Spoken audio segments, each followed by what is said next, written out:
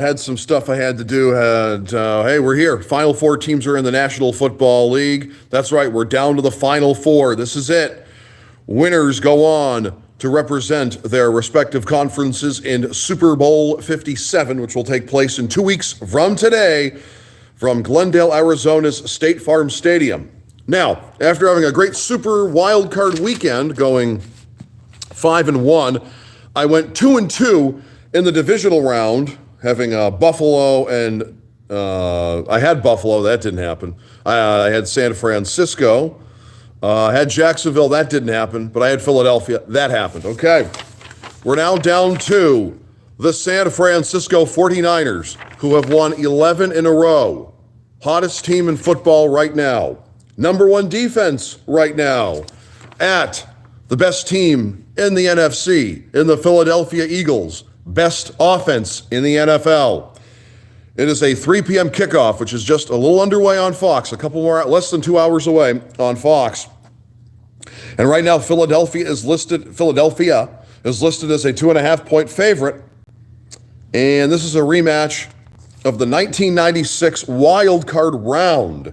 The Niners and the Eagles have not hooked up, as I call this, the Jeff Garcia Bowl. No, I'm just kidding. I'm not calling this any bowl. The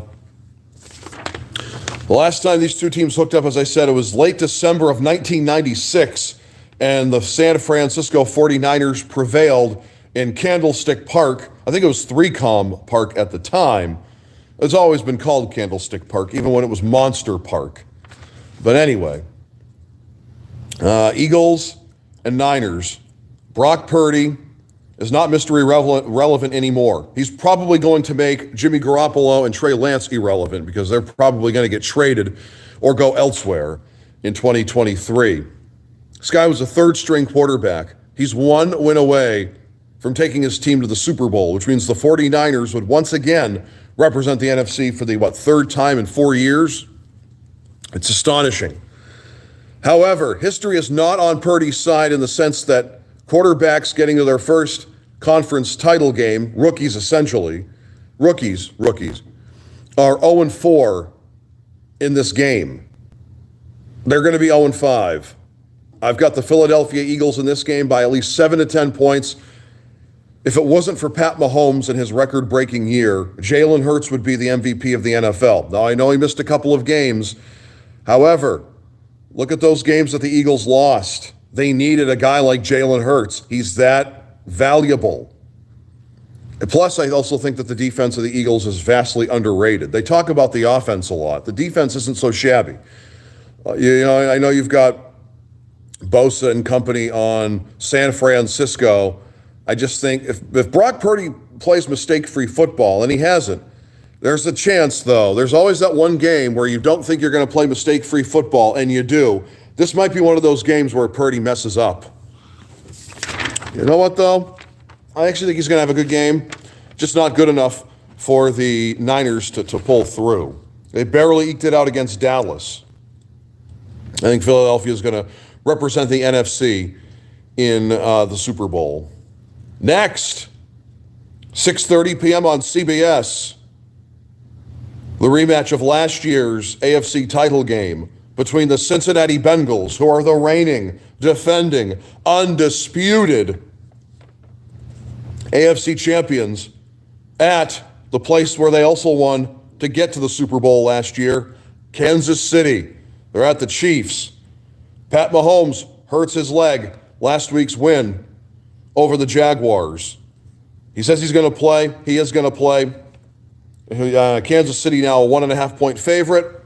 However, I don't want a repeat of the Super Bowl of the Niners and the Chiefs or the Niners and the Bengals.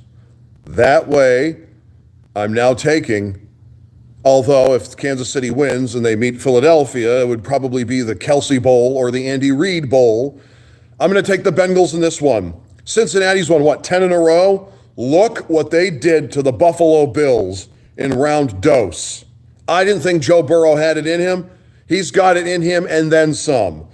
It's going to be potentially inclement weather in Kansas City today. I don't think that affects Joe Burrow or the Snowborough, all the adjectives and everything, all the things you want to call Joe Burrow, all these nicknames. I call him a winner. This kid has got it. And I think Burrow's going to have a big game. Plus, he's 3-0 versus Pat Mahomes, which means Mahomes is 0-3 against Burrow's Cincinnati Bengals. I think Mahomes had at least 2 or 3 wins before that against Cincinnati when they were dreadful. They're not dreadful anymore. When Joe Burrow said he was going to change the course of the Cincinnati Bengals, no one took him at face value. They're taking him serious now. The mood is about to change. The Cincinnati Bengals are going back to the Super Bowl. This is unprecedented territory for this franchise, who couldn't get out of their own way.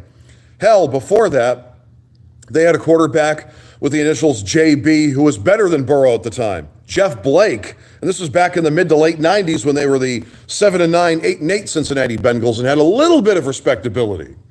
Joe Burrow's got the chance to be better than Boomer Esiason ever was in terms of being the greatest Cincinnati Bengals quarterback of all time, or Ken Anderson for that matter. Only until Burrow last year, Anderson and Esiason got the Bengals to the big game. Burrow did last year, didn't win. That might change this year. I've got Cincinnati and Philadelphia in Super Bowl 57. So there you have it. Overall, as I said, now I'm going back to this. So I'm 7-3 overall. I was 2-0 in Royal Rumble picks. I'm going to be 2-0 in Championship Sunday picks. And that's it. That's the list. All right. The next time I recap will be when I do my Super Bowl 57 pick, which will be Sunday, February 12th, probably at about 1 or 2 in the afternoon. I'll let you know on social media pages. I'll probably let you know on Dawg today as well. If you watched Dawg today, I talked about how the Australian Open happened, but I didn't really seem to notice it, which is a shame because I love the Australian Open. I love tennis, but I love the Australian Open, especially because while you're all getting your sleepy Z's, I'm watching, up until this year, I guess, the Australian Open. Service, ace, pop, 40 love, mate. Okay, enjoy Championship Sunday. I know I am, unless, of course, the teams that I pick didn't win. And we get a repeat of a Super Bowl that happened in either 2020, Niners-Chiefs, or 1989, Bengals-Niners. I don't want either of those things to happen. I want this decade to be Super Bowl rematch free. All right? The only time I want Super Bowl rematches is when they happen in the regular season. I know I can't prevent that. That's why they play the games. Okay, Bengals, Eagles, Eagles, Bengals. Those are my picks for today. That's what I've got going to the Super Bowl. We'll see what happens after today into tonight. I want to thank you all for watching me this 2022 season and now with the 2023 new year and the playoffs going on. We got one more round to go, and no, I'm not going to talk about the Pro Bowl. No one's going to watch the Pro Bowl. Nobody cares. We'll talk Super Bowl when it gets there in 2 weeks from today from Glendale, Arizona. I mean, I won't be in Glendale. I mean, I could win a contest to go to Glendale from like the American Lung Association or the American Heart Association. Although I think I'm gonna stay my home base for 2023. Maybe next year. I mean that. Lots going to change when I reach that milestone age, which I'm not going to reveal until March 13th. But if you've known me for any length of time, you know what age I'm going to be. For those of you who don't know me, we'll keep it under wraps until March 13th, okay? All right, enjoy Championship Sunday. I'll talk to you during Super Bowl 57 in 2 weeks.